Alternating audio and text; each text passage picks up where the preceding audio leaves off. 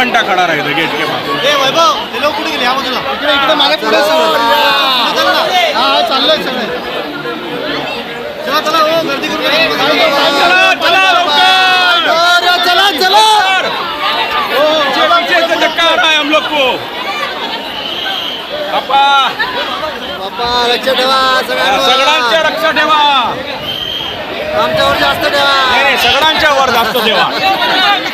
No selfish. चला चला चला हा ते भेटला तुम्हाला। चला